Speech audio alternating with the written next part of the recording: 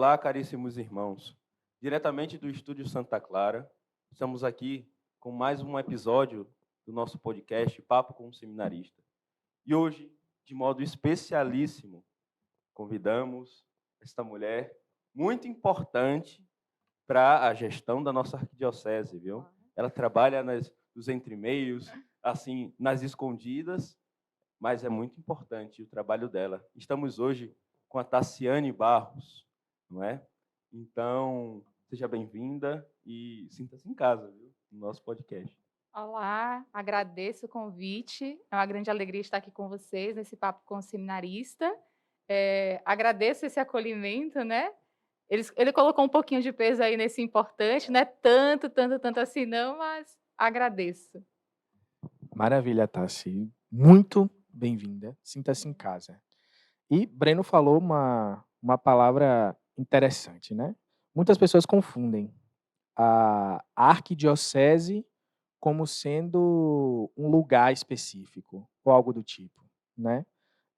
O trabalho que você exerce aqui é na cúria da arquidiocese, na cúria metropolitana da arquidiocese, onde alguns locais se chamam de mitra, né? A exemplo da arquidiocese do Rio de Janeiro, né? Então as pessoas acabam se confundindo um pouco. Tem como você explicar mais ou menos a diferença da cúria e da arquidiocese, como de fato ela se constitui? A arquidiocese é a igreja particular presente aqui no nosso território, né? Que abrange a cidade de Salvador, Lauro de Freitas, Salinas das Margaridas e também a região das ilhas. Então, a arquidiocese é essa porção do povo de Deus presente nesses territórios. A cúria, ela é a face administrativa do todo, que é a arquidiocese composta por suas paróquias, movimentos, grupos pastorais.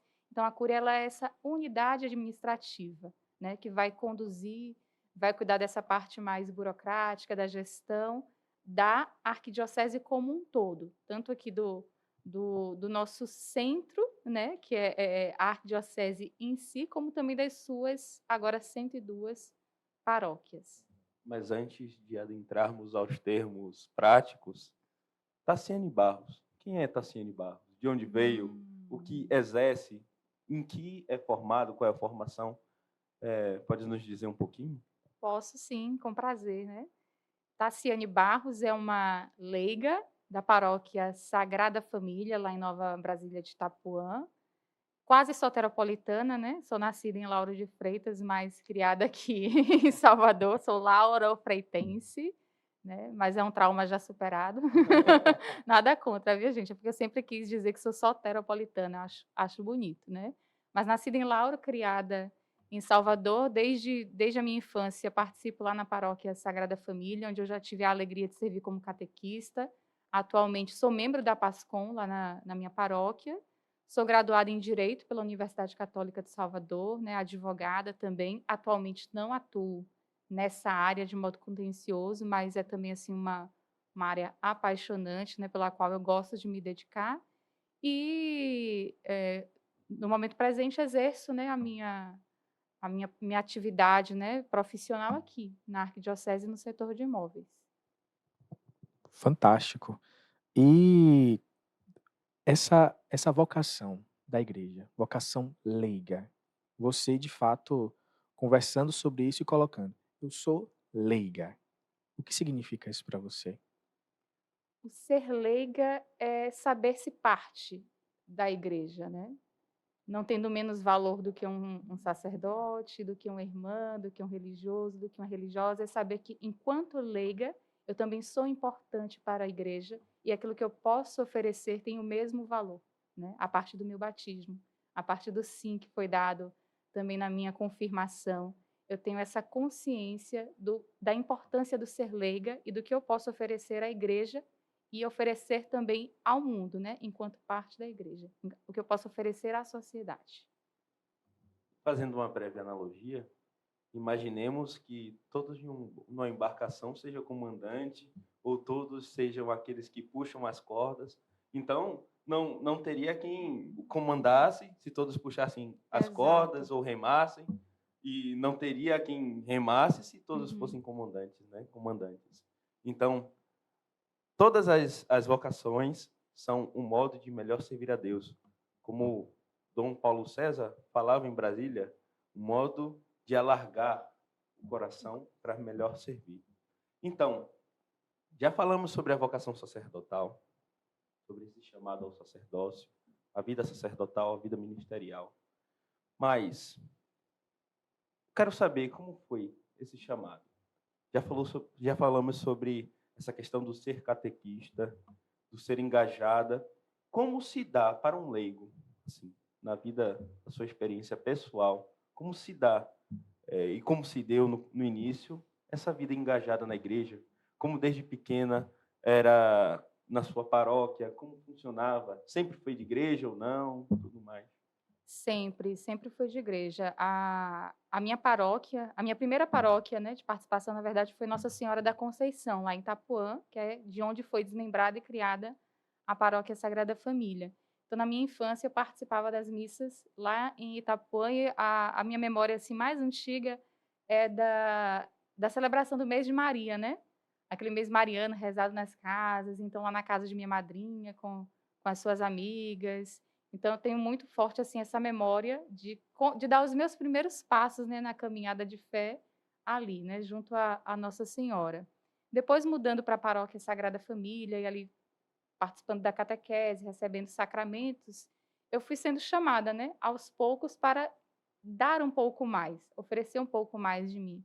E aí, acompanhando a minha irmã caçula, meu sobrinho na catequese, indo para as reuniões, né, para os encontros, participando ali nas atividades, foi quando surgiu esse chamado, né, de, olha, você pode fazer ainda um pouco mais do que estar aqui somente esporadicamente, nos ajudando em alguns momentos. Vamos fazer uma formação, lá na arquidiocese vai ter uma formação para catequista, você não quer fazer? Eu falei, olha, vamos lá, né, quem sabe seja isso que Deus espera. E assim eu fui, fiz essa experiência muito bonita, foi, enriquecedor, né, em diversos aspectos, tanto para o despertar da minha consciência enquanto ser igreja, para a minha vida também no mundo, né, que eu digo, para a minha formação como leiga presente no mundo, foi muito importante esse meu tempo em que eu estive ali servindo a catequese, né, foi também alargando o meu olhar a respeito do que é a igreja, da sua riqueza, né, de tudo que a gente pode receber dela e oferecer também. Né? E ali foi que realmente foi construindo assim, a minha identidade, né, como cristã. E Tassi, como para você, você vem de um ambiente universitário, né? É um membro ativo da pastoral universitária. Sim. Como encarar essa realidade do jovem universitário cristão católico nesse meio tão conflituoso que é a própria universidade, né? A Tassiane jovem, a Tassiane, a Tassiane estudiosa, a Tassiane também engajada na igreja. A minha experiência com a pastoral universitária é bem curiosa, porque não começou enquanto eu era uma estudante universitária, começou depois de formada, né? Então, eu penso que o que muitos jovens sentem hoje na universidade foi o que eu senti também enquanto estava na universidade como aluna, né? Eu tive a grande felicidade de ser aluna da Universidade Católica, no campus da Federação, onde tinha ali a capela, né? Então, nos momentos de maior dificuldade, de crise, de tentar entender o que estava acontecendo, se o meu lugar era ali, se eu estava no caminho certo, era a capela. Quando eu via que tudo estava dando errado, eu sabia para onde ir, né? Então, o ser cristã católica me ajudou muito nesse momento de formação profissional, de saber a quem recorrer e onde encontrá-lo. E aí, depois de formada, é que eu conheci a pastoral universitária, comecei a fazer essa caminhada junto com eles, né, para poder ajudar o meu antigo pároco, que foi nomeado como coordenador arquidiocesano, e ele precisava de ajuda, e aí assim eu fui me engajando. E aí daí fui participando, né, cheguei a colaborar, como colaboro atualmente, diretamente na coordenação, e aí comecei a ouvir os relatos e testemunhos de muitos jovens que me fizeram lembrar o que foi também a minha experiência lá, né, de estudante, e a gente percebe o quanto é importante a igreja também se fazer presente nesse ambiente. E aqui eu estou falando da minha experiência de universidade católica, onde ainda tem um ambiente propício a me acolher, a me fazer exercer livremente a minha fé. Agora, pensem numa universidade pública, que costuma ser um ambiente hostil. Não quero generalizar, mas costuma ser um ambiente hostil, onde você tem muitos jovens que, no melhor dos cenários, eles são daqui de Salvador. Então, ele vai sair da universidade, ele vai voltar para sua casa, para o seio de sua família, vai ter ali a sua paróquia para participar de uma missa, estar lá no final de semana. Mas e quando são aqueles que saem do interior, né? E aí não é uma ruptura, mas há ali uma separação, né? Muito assim forçada daquele seu núcleo de família, de amigos, da sua paróquia, do seu vínculo de pertença. Então, chega aqui, sente muito o peso desse distanciamento, de você não ter ali, né, naquele ambiente, outros que sejam como você, né, que pensem como você, que professem a mesma fé. Então, por isso que a importância da igreja se fazer presente no ambiente universitário, né, para acolher as pessoas e para apresentar também Jesus Cristo a quem ainda não o conhece. E o interessante também da pastoral universitária é essa capacidade, né, de ser igreja ali, dialogando com aquilo que é próprio da estrutura universitária. A gente não vai lá para reproduzir uma paróquia, né, num campus, mas com aquilo que a universidade oferece dentro do ambiente de ensino, de pesquisa e extensão, conseguir levar para lá também o evangelho, né, e apresentar Jesus Cristo naquele lugar. E é bonito ver essa grande participação sua na desenvolvendo, querendo ou não, encabeçando essa pastoral. Porque notando, e aqui podemos falar com propriedade, por conta do ambiente que estamos inseridos agora, desse legalismo exacerbado, dessa questão da busca de um sentido, muito vemos na universidade hoje, eu e Léo estamos cursando teologia, filosofia, muito vemos a busca do sentido por meio de tudo, né? Desde de festas e tudo mais, e não se vê, muitas das vezes, o Cristo, que é o nosso sentido completo, mesmo sendo uma instituição católica, porque, por muitas das vezes, o medo maior é de sofrer retaliação, né? Ainda que num ambiente católico. E também, como você disse, a questão das universidades públicas, que ainda é um trabalho mais árduo, né? É uma coisa mais difícil de se fazer, mas não podemos nos afrouxar, né? Nesse sentido, se o bem se afrouxa, o mal deslancha, né? Vai à frente. Né?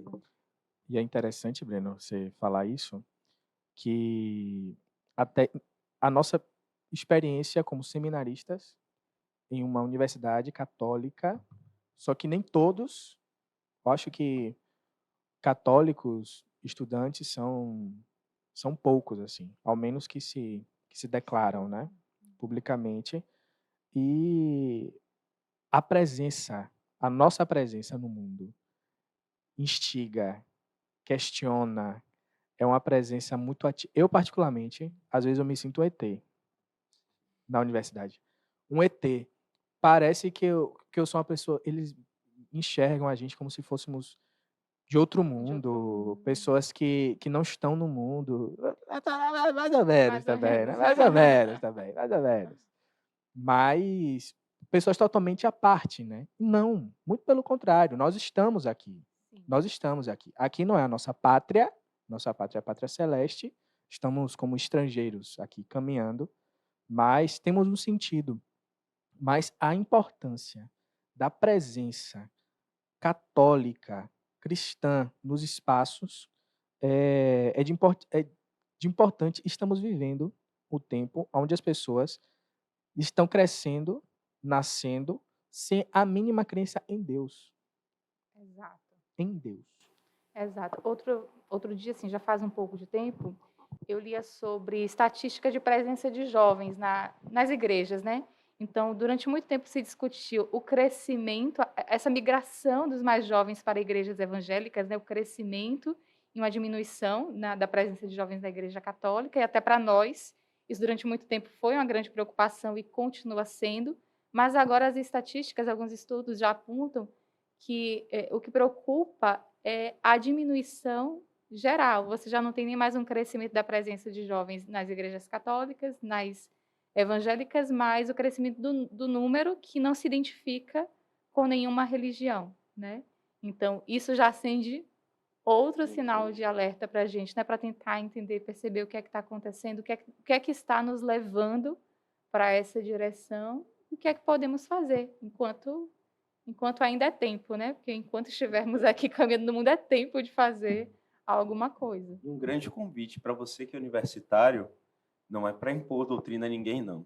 Como nos dizia o padre Alberto diversas vezes, citando outro padre, falar de Jesus sem falar de Jesus. Como o Léo falava, né? Ser presença de Cristo. Como ser presença de Cristo apenas sendo, né? Apenas sendo reto, moral, enfim.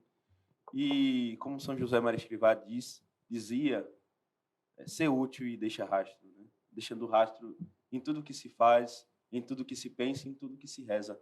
Também quebrar o paradigma espiritual, levar a pensar, podemos, dentro desse âmbito materialista todo, pensar que isso também é somente algo de crença, de ideologia, mas não, tem uma redoma espiritual em tudo isso, e também colocar nas nossas orações a conversão daqueles que ainda não creem em Cristo, né? Com certeza. Isso que você trouxe agora me lembrou muito da minha experiência no primeiro emprego que eu tive, né? Recém-formada, fui trabalhar num escritório e os donos são, na verdade, ainda batistas, né? Mas nunca tiveram assim nenhuma crise, nenhum preconceito em relação à minha religião. Eles sabiam, eu sempre fui assim abertamente católica com eles, então não foi um problema, né? Nunca tivemos esse empecilho. E eu nunca tive muito hábito assim de usar correntinha, acessórios. Hoje que eu estou usando uma aqui que eu gosto muito, mas é muito difícil usar acessórios de um modo em geral. E chegava no escritório, ia trabalhar, lá na minha mesa também não tinha nada que me identificasse, né, de símbolo como católica. Não levava imagem, enfim, nada. Até que um dia, depois de alguns meses de convivência, uma colega, né, que às vezes me dava carona, virou para mim assim e perguntou: "Você é católica, né? Se não for católica, você é cristã?" Aí eu: "Sou." "O que foi que me denunciou?" Ela: "O seu comportamento." Eu fiz essa pergunta porque justamente eu não usava ali nenhum tipo de sinal, nenhuma cruz, nenhuma medalhinha que desse um indício. Então, para mim foi importante, né, perguntar: "Tá, mas o que fez você tirar essa conclusão?" E ela falou: "Não, o seu comportamento aqui no dia a dia, a forma como você se relaciona com a gente, a forma como você fala com a gente. Então, para mim é muito importante. A sua presença me faz bem." Então, ouvir isso foi muito bom e nos dá justamente esse indicativo de que existem várias formas de apresentar o Cristo, né? Existem várias maneiras de evangelizar, aquelas mais ostensivas, né, mais explícitas, mas aquelas também implícitas ali no nosso cotidiano, na maneira como nos relacionamos com o outro, né? Existem diversas formas de apresentar Jesus Cristo, para quem ainda não a conhece, de ser presença, né, de Jesus nos ambientes. Então, vai muito pelo testemunho que a gente dá com a própria vida. Eu acredito muito nisso. E aí, até voltando para o ambiente da universidade, muitas vezes na pastoral universitária a gente fala de Jesus sem falar expressamente o nome, porque às vezes não é adequado naquele ambiente, ou porque vai ter algum tipo de retaliação, ou a gente precisa encontrar ali modos criativos, né, de fazer a evangelização acontecer.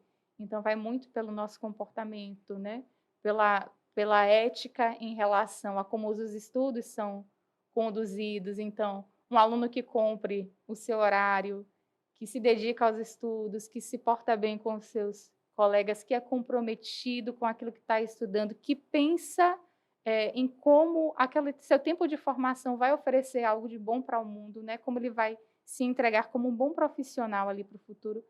Tudo isso é orientado assim como ser presença de Jesus naquele ambiente. Então, a gente evangeliza, a gente fala do Cristo, muitas vezes sem mencionar o seu nome, né?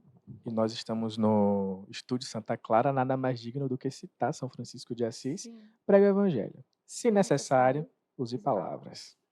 Vamos falar de novo, eu gostei. prega o Pregue o evangelho. evangelho. Se necessário, use palavras. Então fica aí a mensagem para não só para os jovens universitários, né? Mas para todo cristão. Ser testemunha de Jesus, que por vezes, até essa palavra testemunho tem raiz na palavra martírio, não é verdade?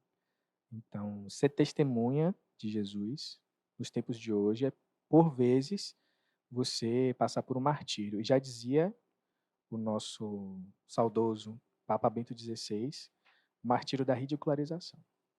Martírio da ridicularização. Ainda que seja necessário, mas é importante falar dele, né, sobre ele em tudo. E é importante dizer essa questão da participação do laicato, já que estamos falando contigo. Nós, enquanto religiosos, os consagrados, consequentemente, os padres já, dentro dessa realidade, nos tornamos meio que imobilizados por essa redoma, porque até um certo ponto não podemos entrar em todos os lugares, não é? Então, um leigo, em todo lugar tem um leigo, com certeza. Em todo lugar tem um médico, tem um advogado, tem um professor, enfim, em todo lugar tem um leigo engajado. Então, sendo assim, pensando nessa realidade, onde os braços dos religiosos, dos padres, não chegam, aí entra o papel do leigo, né? Não somente, obviamente, que junto aos padres, aos religiosos, mas para além das estruturas clericais dentro da igreja, os leigos estão lá, né? Então, como ela bem falou, né? Nas universidades, falar de Jesus sem citar o nome de Jesus, estando próximo dos jovens e muitas das vezes até aconselhando os jovens sem sequer citar o nome de igreja alguma. Os jovens de fato só querem ser escutados, não é? Só querem um rumo para a vida, e assim também já é ser como Cristo, né? Que aconselhou, que consolou aqueles que precisavam ser consolados e tudo mais. Então é muito bonito ver que existem pessoas, e pode ser santo sim sendo leigo, entende? Quebrando também esse paradigma, né? Que o laicato é dissonante com a santidade. Muito pelo contrário, né?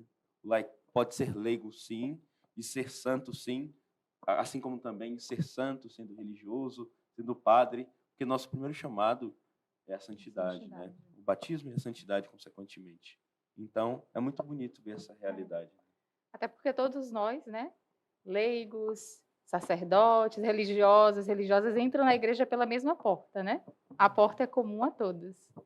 É o batismo. Então, é pelo batismo que somos chamados a viver a santidade, a fazer a vontade de Deus, a ser sal e luz no mundo. Mas aí cada um vai de acordo com aquilo que foi chamado pelo próprio Deus a ser, né? Então, o laicato tem justamente essa característica. Muitas vezes chega onde um sacerdote, né, um religioso não consegue chegar, até por uma certa barreira que é criada pelo medo, né, que as pessoas, acho que talvez o medo mesmo, que as pessoas têm de se aproximar, né? Acho que a batina, às vezes, afasta um pouco, assusta as pessoas pelos preconceitos que foram construídos, né, na cabeça das pessoas em relação à Igreja Católica, né? Com quantas pessoas eu tive a oportunidade de conversar de forma assim muito bonita, pessoas de outras religiões, e falar sobre a igreja, e elas ficaram assim, nossa, é assim a Igreja Católica? É assim, que bom que você teve essa disponibilidade de parar para ouvir, conhecer, e quem sabe agora quebrar um pouco desse preconceito que foi construído. Então, o leigo, ele tem essa oportunidade, essa, né, de chegar ali, de se aproximar de outros lugares que talvez, de algumas pessoas e lugares que talvez, né, um ministro ordenado não poderia, porque a sua própria assim, indumentária ele já se consistiria ali numa barreira. Opa, não quero falar, ver um padre chegando, a pessoa já vira as costas e já desvia o caminho, né? Não, é muito ocupado, não vou falar. Não vou falar agora, exato. Já desvia o caminho e tal. E a gente não, a gente está aqui com, né, um belo disfarce.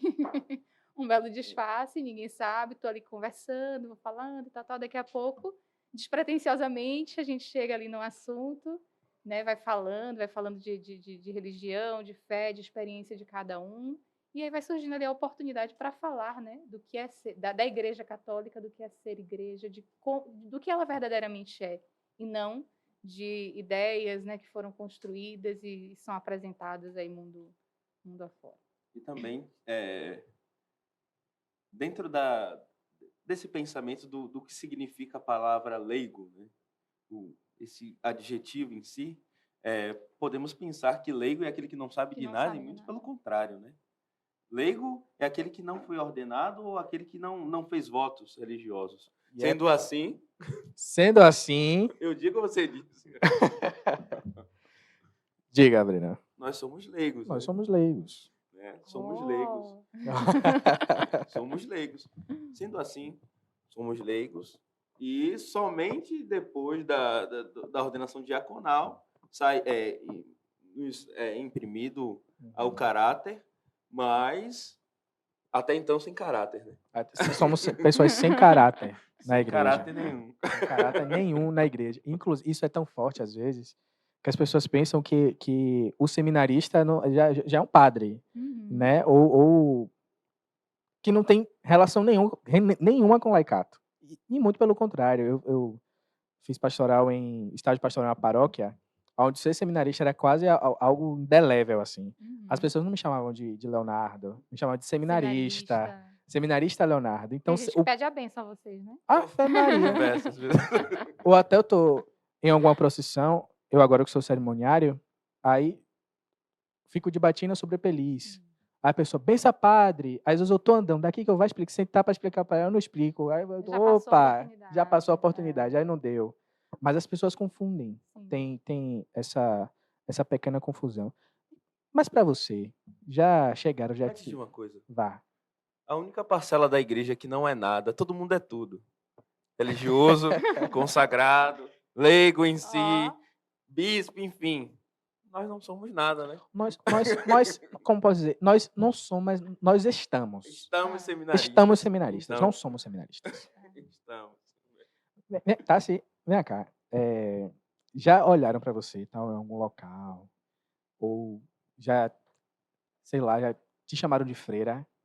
Ou freira? Ah, sempre. Essa menina tem cara de freira. Ô, irmã. Vai ser freira não, minha filha. Você tem uma cara de freira. O que é cara de freira, pelo amor de Deus? Elissara. Pois é, não, sempre perguntem, até pelo fato de eu ter sempre, durante toda a minha vida, eu ter caminhado, né, ter feito essa caminhada na igreja, acho que em relação a vocês é a mesma coisa. Cria-se a famosa expectativa da comunidade em torno da nossa vida, né? Então, aquele jovem que começa... Eu nunca fui coroinha, mas assim, geralmente começa por aí, né? Aquele Eu também não. Não foi, não? Oh! Não é porque eu digo assim, geralmente, né, aqueles jovens que são coroinhas, eles acabam tendo um pouco mais de destaque porque tá ali, tem visibilidade. E só para fazer aqui um parêntese, é algo que eu sempre falo com os coroinhas lá na paróquia. Tomem cuidado, vocês são vitrine, né? Vocês são vitrine da nossa paróquia, da igreja. Então, tudo que vocês fazem aí enquanto estão servindo tem repercussão, né? Digo assim, evitem picuinhas entre vocês, porque é exemplo para quem está no banco, né? Então, se eles estão ali de picuinha, ou estão dando risadinha enquanto servem, aqui no banco da igreja a gente também pode conversar enquanto a missa acontece, né? Só para fazer esse parênteses. Eles estão ali, sendo observados pela comunidade. Então, já se destacam. Aquele menino tem cara de padre, aquela menina ali, meu Deus, cara de freira. Então, já tem isso. Não é o meu caso, eu nunca fui, mas pela minha, né, por crescer dentro da igreja, por estar sempre ali servindo, ajudando no que fui chamada a servir, onde eu poderia, né, me doar, aí criavam essa expectativa. Oh, não vai não, minha filha. Eu falei, eu vou, quando Nosso Senhor chamar. E é isso que eu digo até hoje, né? No dia que resolver chamar, se for para ser uma vocação tardia, irei. Dei sim em vários momentos para várias coisas, porque também não daria para isso, né? Mas é aquilo, é quando ele de fato chamar, né? Vida religiosa é vocês entendem, né? Estão nesse processo de formação, é algo muito sério, né?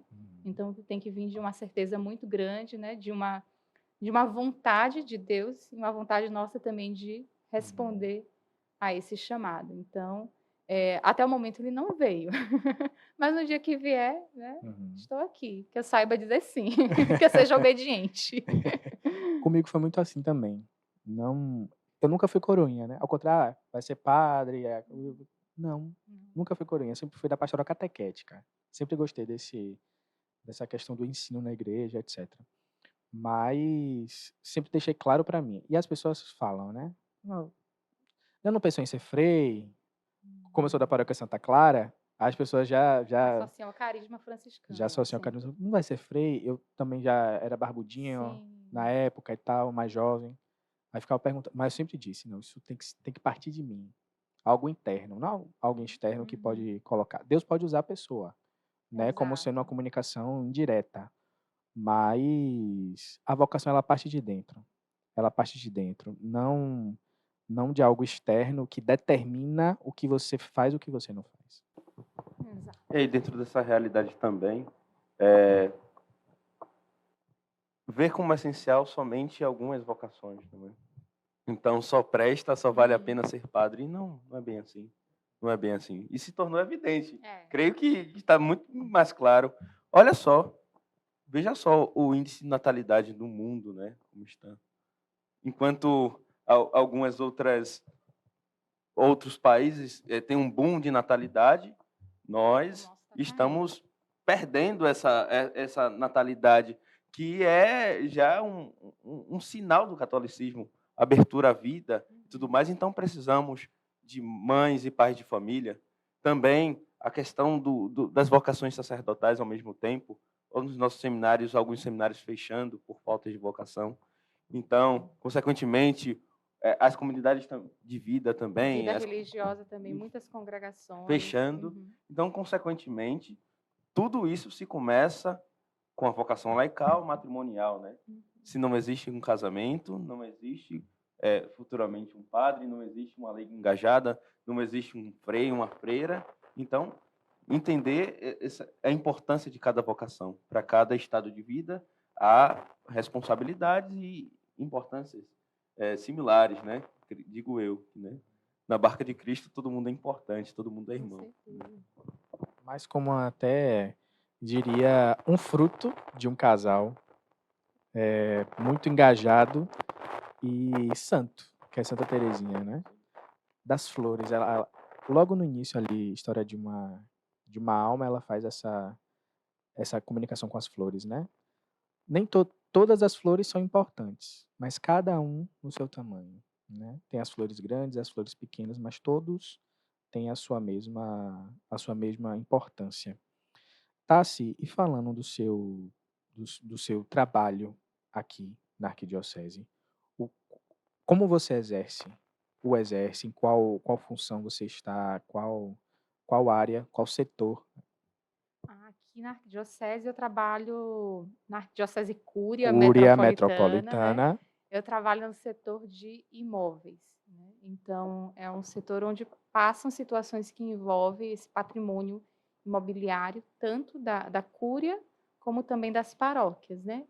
Então, a gente vai cuidar desde questões relacionadas ali à compra, venda, locação, mas também pendências junto à prefeitura, regularização dos imóveis, demandas relacionadas à IPTU, né? Porque pelo fato de sermos templo religioso, né? Temos essa garantia da imunidade tributária, então a gente vai buscar, né, para as igrejas, para as capelas, a imunidade de imposto, de outros tributos. A gente também cuida da gestão dos veículos, né?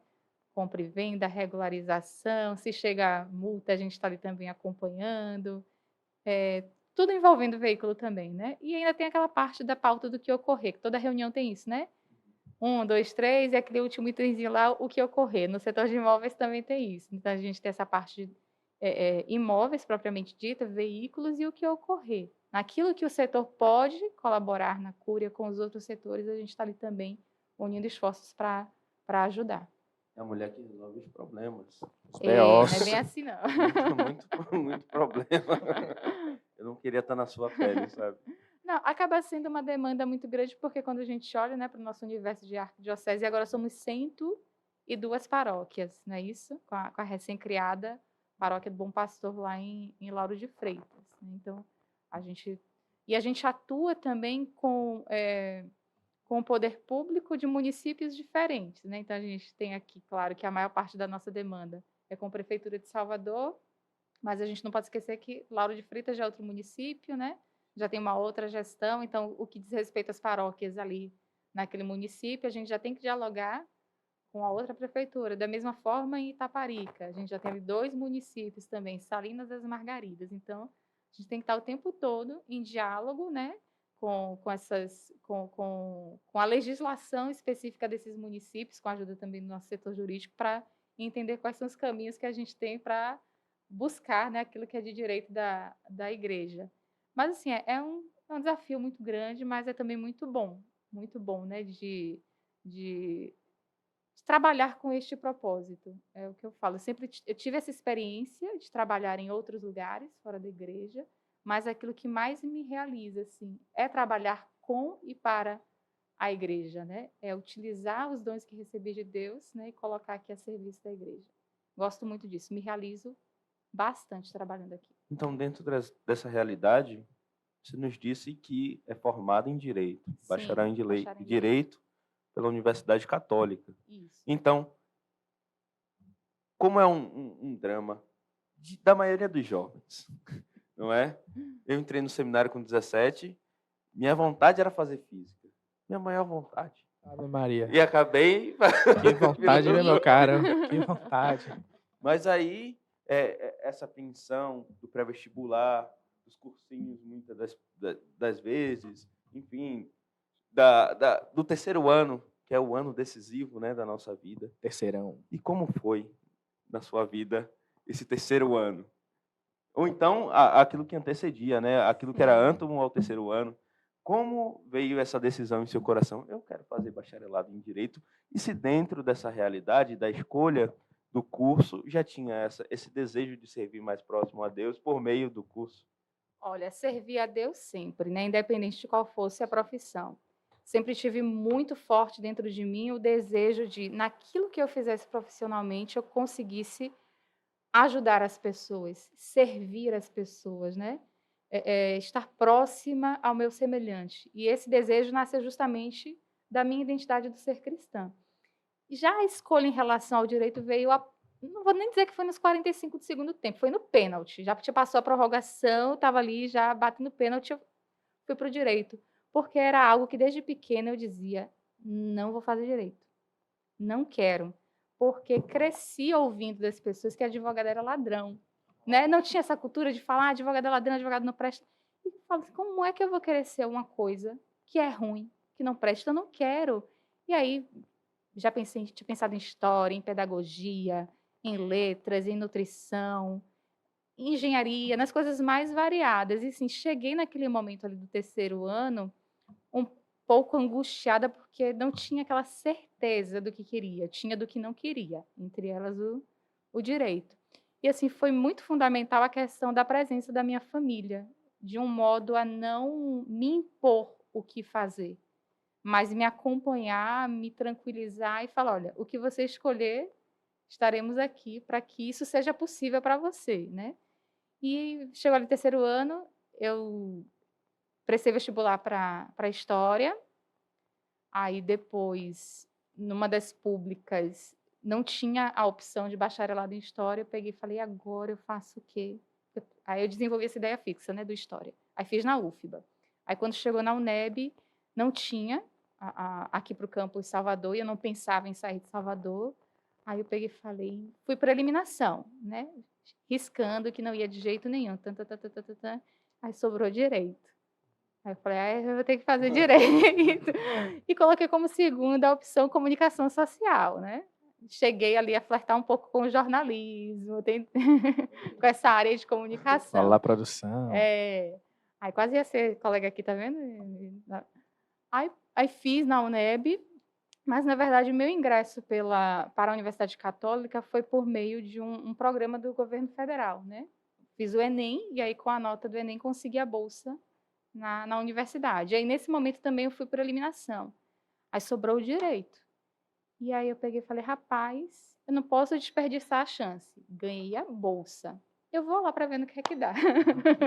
E aí cheguei no primeiro semestre, foi angustiante, porque não conhecia ninguém na faculdade, era algo muito novo para mim. Então, sair de um ambiente, né, escolar, de praticamente toda a minha vida, naquele mesmo colégio, com os mesmos colegas, onde eu conheço todo mundo, onde eu era bem relacionada com todo mundo, para ir para um lugar onde só tinha gente estranha.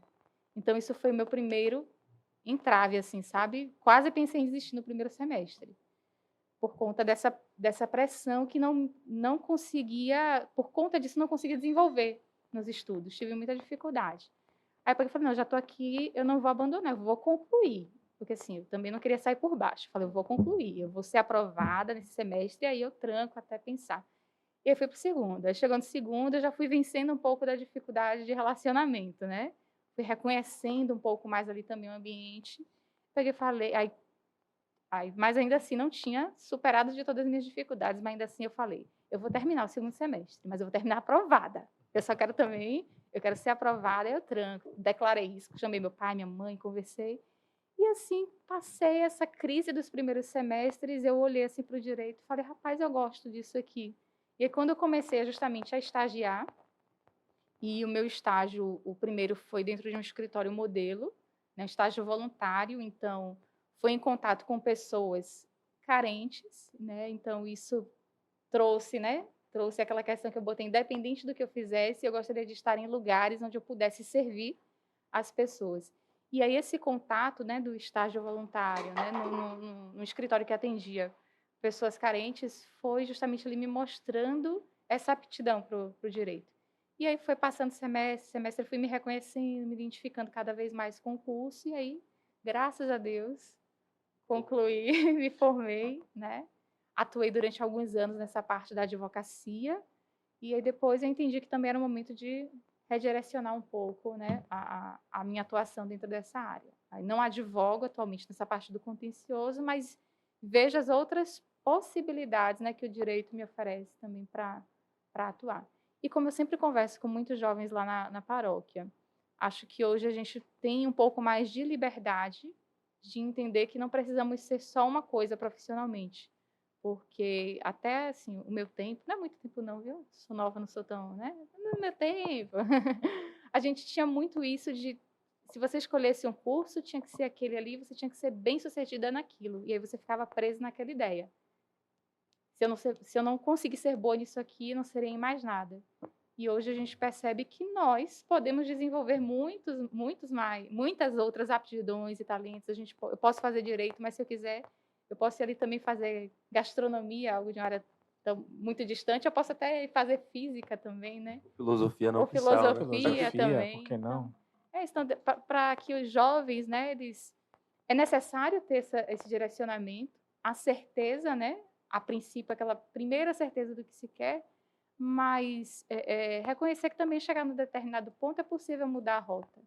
Compreender que aquela ali não é a sua vocação, que você não vai ser feliz e realizado e não vai conseguir também com isso ajudar as pessoas, dá para mudar a rota. Não precisa ficar preso naquilo ali, né?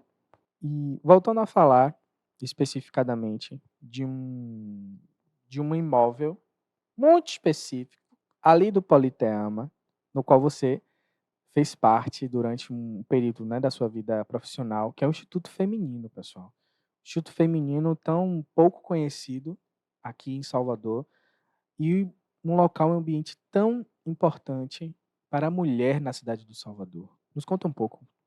Então, eu tenho um carinho muito grande pelo Instituto Feminino da Bahia, né? Trabalhei lá pouco mais de um ano, mas a minha história com ele começa um pouquinho antes, ainda no meu tempo da faculdade, né?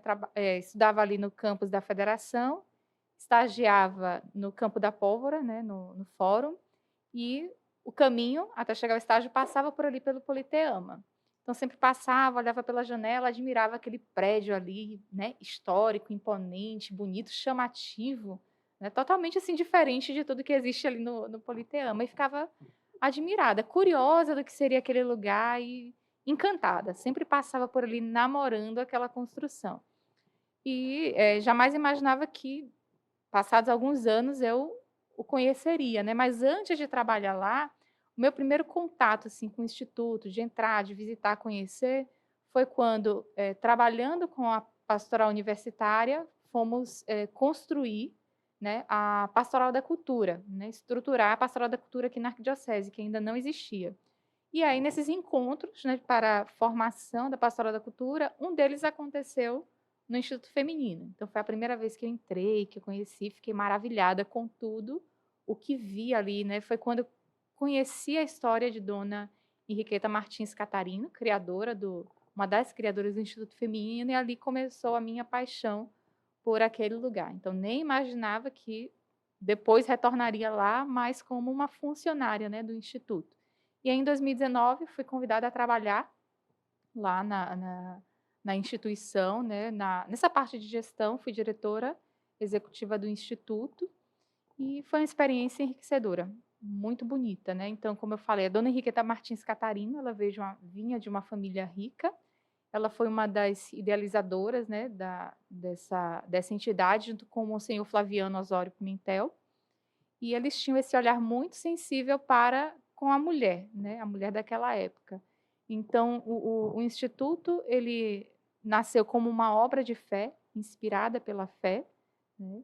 E Dona Henriqueta, ela tem até uma inscrição ainda ali no prédio, que é fazer tudo para tudo para a glória, tudo para a honra de Deus. Acho que é até um pouco inspirada também dos ensinamentos inacianos, né? A gente ouve bastante. E essa foi a maior motivação, né, de Dona Henriqueta.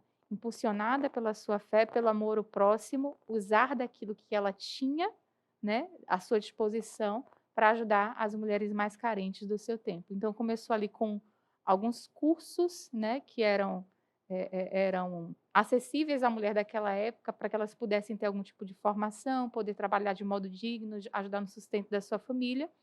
Mas depois, à medida que a instituição foi crescendo, né, foi evoluindo, abriu para outros cursos, como de secretariado, datilografia, aí já pensando na mulher que começa a sair de casa para trabalhar, o curso de contabilidade, se eu não me engano, acho que foi o primeiro, ou um dos primeiros cursos de contabilidade para mulheres na Bahia. Então, hoje a gente ainda tem, né, profissionais atuantes aqui no nosso estado, na nossa cidade, que vieram dessa época, né, de formação pelo Instituto Feminino. E aí ela foi crescendo, né, cada vez mais, até chegar na construção desse edifício sede, que abrigou durante muitos anos o Instituto nessa sua fase educacional, né? E aí, depois de um tempo, foi fazendo a transição, porque começou a ter também, aumentar a possibilidade de acesso da mulher à universidade, né? Então, lá funcionava também como um pensionato. As meninas, pensionato e internato, né? As meninas eram enviadas para lá para serem educadas, moravam ali, mas depois a forma de ingresso da mulher também nesse campo da educação foi mudando. E aí foi decaindo esse formato de pensionato, né? Esse modelo educacional adotado pelo Instituto na época. E aí foi migrando para a sua fase de funcionamento como um centro cultural, né? Então, lá hoje tem o Museu Henriqueta Martins Catarino, possui um acervo riquíssimo e muito belo, né, de arte déco, porque o que as pessoas costumam dizer é que Dona Henriqueta era uma museóloga sem saber que o era, né? Vindo de uma família abastada, ela viajava muito e desenvolveu essa paixão pelo colecionismo. Então, sempre que viajava, trazia alguma peça de suas viagens, foi montando ali a sua coleção. E em eventos que eram realizados na sede, ela mesma organizava ali a exposição a partir do que ela tinha. Depois de um tempo, ela começou a valorizar a arte popular, né?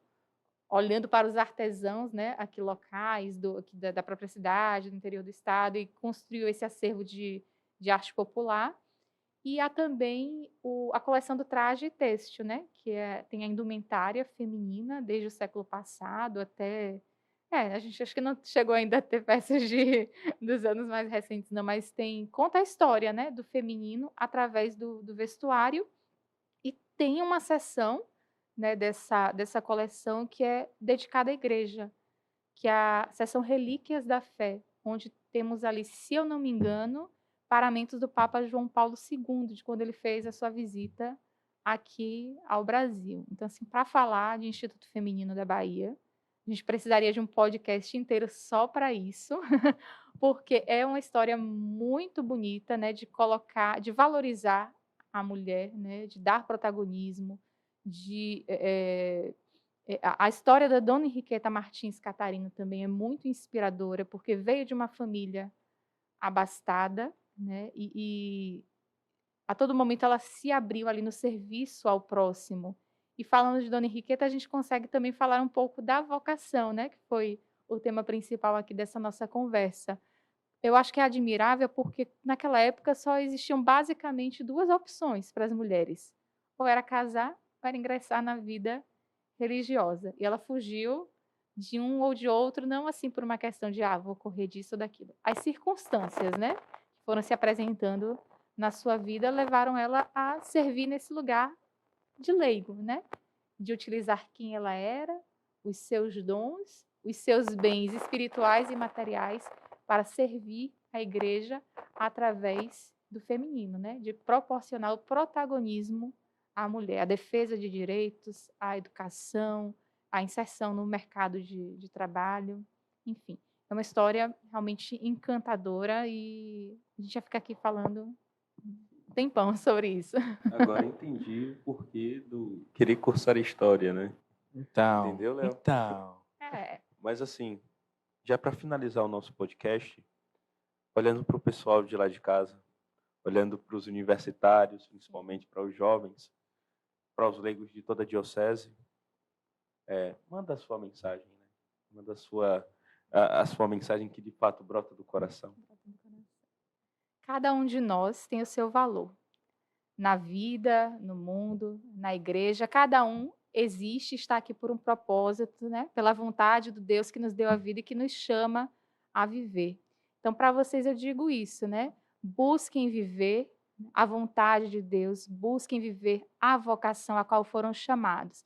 No momento de dúvida, no momento de incerteza, eles existem, né? Eles batem aqui a nossa porta, batem no nosso coração, mas saibam que dentro dele mora aquele que nos chama à vida. Então, escutem sempre a voz do coração, que é a voz de Deus. E não tenham medo de servir, não tenham medo de ser presença de Jesus, de ser igreja onde somos chamados a estar. É isso, alegria e esperança sempre. Tudo para a maior glória de Deus. Tudo Tudo. para a maior glória de Deus.